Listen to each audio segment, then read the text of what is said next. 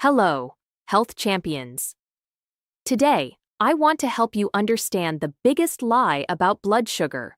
And when we believe this lie, when we don't understand how blood sugar actually works, we can get seriously hurt.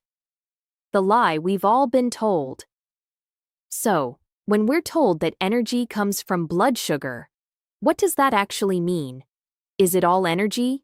Is it some of the energy? This misunderstanding is so common that we talk about it all the time in our culture. Your blood sugar must be low. You're not feeling good? Your blood sugar must be low. Go ahead and eat something to bring it back up. Now, here's the problem. When we buy into this belief, that energy comes from blood sugar, and we have to eat to regulate it. Blood sugar, which is supposed to stay in a very narrow band for optimal function, gets disrupted. We eat something, blood sugar goes up. But high blood sugar is not a good thing, so the body brings it back down with insulin. And now we feel bad.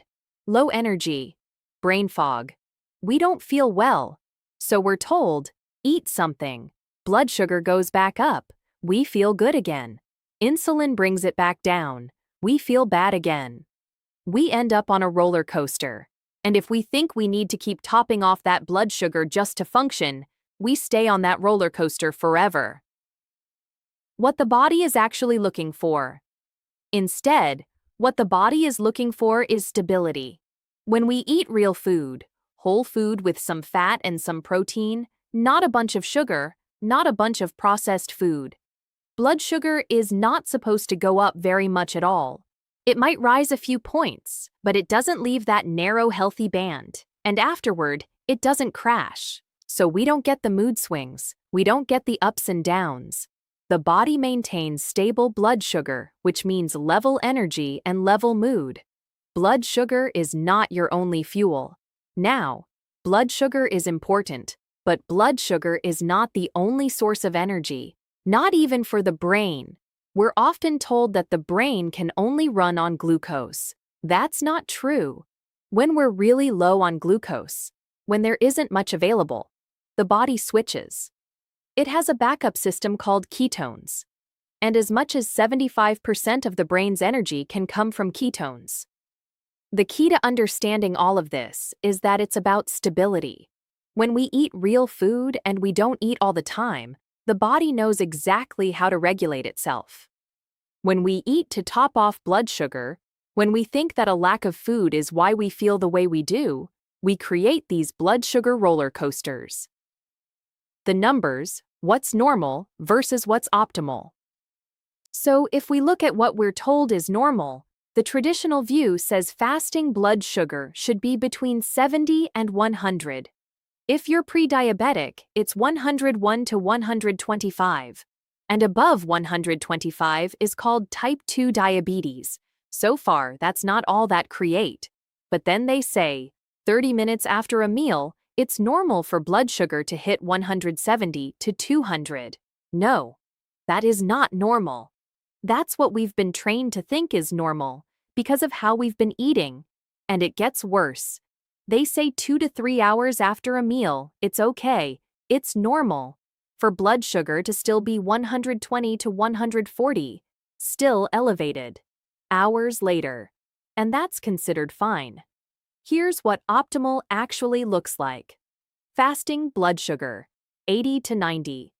If you're fasting a little longer or eating low carb, even below 80 is completely okay, but fasting should really not be above 90. After eating real food, you should still be in range. 90 to 110 is optimal, no dramatic spike. And 2 to 3 hours later, you should be right back at your fasting level. No drama, no big challenge for the body to come back into balance. How the body actually makes energy. Now I know we're told all the time that energy is calories, that to get a certain amount of energy, you need so many calories. But food doesn't really have calories, not in the way we think. It only matters to the extent that we can convert it into ATP. That is the only form of energy the body can actually use. ATP stands for adenosine triphosphate. Think of it like a little spring that gets loaded up with energy. When that spring releases, that's the energy the body uses. Then it gets loaded back up again. The body goes back and forth between ADP and ATP constantly. That's how energy is made. That's how energy is used. Now, the body has two different pathways to make ATP. One is called oxidative phosphorylation, the aerobic pathway. It runs with oxygen. It's highly efficient. In one round of what's called the citric acid cycle, the body can make over 30 ATPs, and it can use either fat or glucose as fuel. The other pathway is called glycolysis, the anaerobic pathway. No oxygen. We just cleave a glucose molecule and get 2 ATPs. And fat doesn't work here. Only glucose. This aerobic pathway. This is what's supposed to happen 99% of the time. At rest. At moderate activity. This is our normal state. The anaerobic pathway, that's the emergency fuel. For when we're sprinting, running from a tiger, running up a hill. A 100 sprinter has about 3 seconds of stored ATP when they leave the blocks. Then the body kicks in. But it can't keep up, so we burn through glucose rapidly, produce lactic acid, and start huffing and puffing. That's supposed to be the exception. A very short burst. Not how we live our daily lives. Why fat is our primary fuel. Here's something important to understand. The most a human can store as glycogen, stored carbohydrate, is about 1,400 calories. That lasts roughly 1 day. With fat, virtually everyone has at least 100,000 calories stored. Someone who is obese could have up to 1,000,000 calories stored as body fat. Fat can last you for months. Glycogen lasts a day. Why does the body store it mostly as fat? Because it's far more efficient.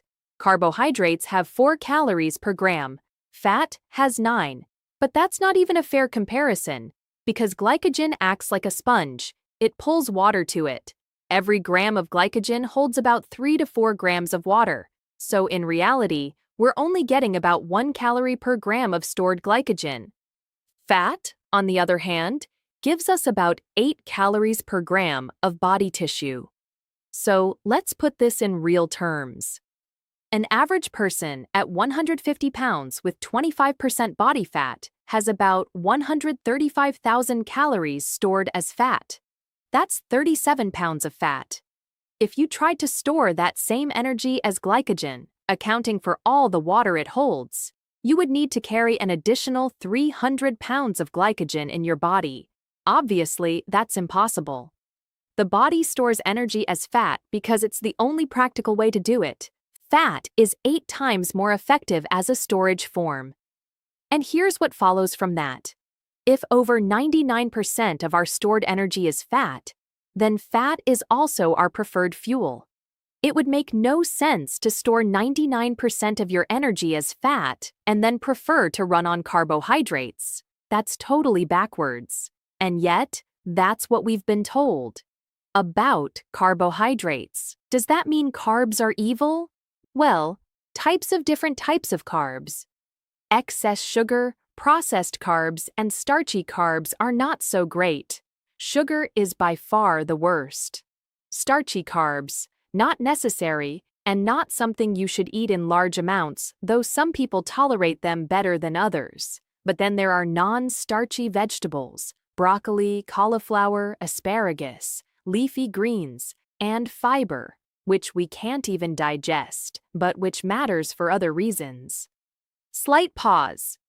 From a metabolic standpoint, the bottom 3 are okay for almost anyone. As many non-starchy vegetables as you like, as many leafy greens as you like, a good variety of fiber. Pause. And the important question, do we actually need carbs? There is no such thing as an essential carbohydrate. There are essential fatty acids. There are essential amino acids. But essential carbs? No. The brain does need a small amount of glucose, but even if you're fasting, body fat contains glycerol, and glycerol can be converted into glucose. The body handles it. Short answer: no, we don't need carbohydrates. However, your gut bacteria do benefit from them, and there's strong reason to believe that a wide variety of plant foods, over the long term, supports a healthy microbiome. That's probably good for optimal health.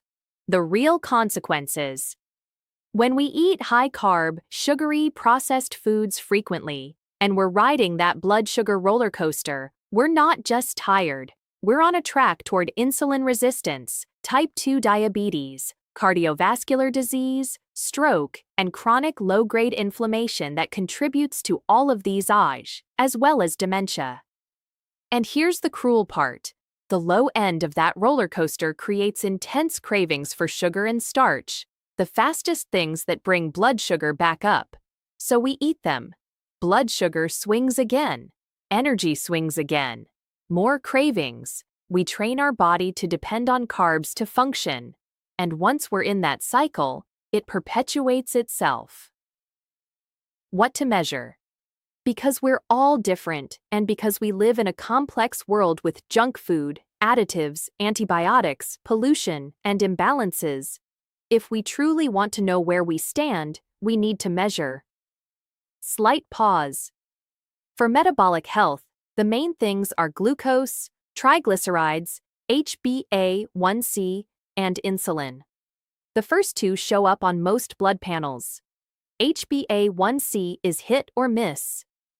And fasting insulin? You will almost never find it on a standard test ordered by a doctor. But it may be the most important marker we have for understanding metabolic health. For cholesterol, we need to look beyond total LDL. LDL particle count, particle size, and the number of small LDL particles. Those are what matter. For autoimmunity, thyroid peroxidase antibodies and thyroglobulin antibodies cover most cases. For brain health, look at your omega-6 to omega-3 ratio and your EPA and DHA levels. And for gut health, microbiome sequencing gives you the full picture. Pause. Not everyone needs all of these. If you start eating real food and you feel dramatically better, great. But if you've tried a lot of things and you're still not getting better, your answer is almost certainly somewhere in these categories. Closing. So, don't buy into the lie that blood sugar is so important that it's our only source, our primary source of fuel, and therefore we need to eat frequent meals to maintain it. That belief leads us to eating high-carb, starchy, sugary foods, which causes the very swings we're trying to fix. Pause. Stable blood glucose means stable energy, stable mood. And over time, it means a body that isn't quietly breaking down. Slight pause. If you enjoyed this video, you're going to love that one.